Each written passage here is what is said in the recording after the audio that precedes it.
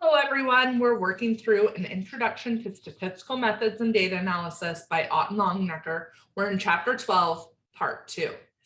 We've been talking about the multiple linear regression model, and now we want to talk about doing intervals for a slope coefficient, beta j. So how could we do this? Well, we can take our beta hat j, add and subtract a critical value t, and multiply by the standard error of beta hat j. By doing this, we come up with a confidence interval where we can say we're 100 times 1 minus alpha % confident. So something like we are 95% confident. That would be if alpha is 0.05, right?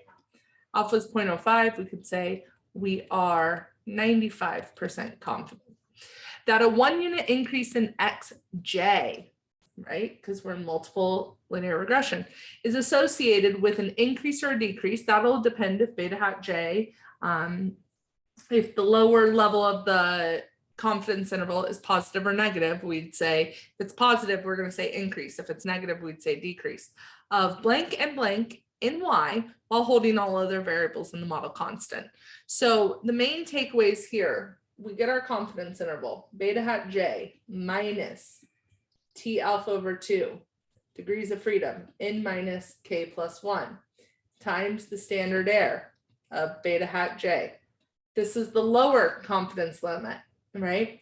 The upper one is beta hat j plus t alpha over 2 degrees of freedom n minus k plus 1 times the standard error of beta hat j, right?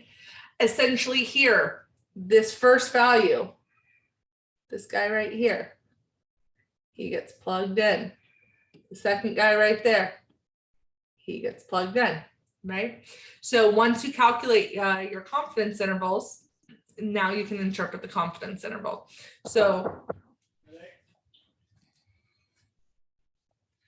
what we have is that we can end up saying, right, we're 95% confident that, let's say we were talking about years of employment and salary.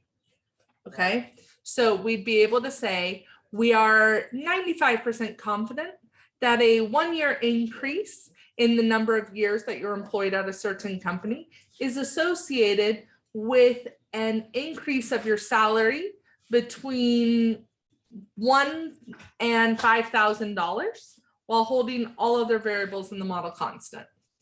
All right, I hope you learned something today, and we'll see you next time.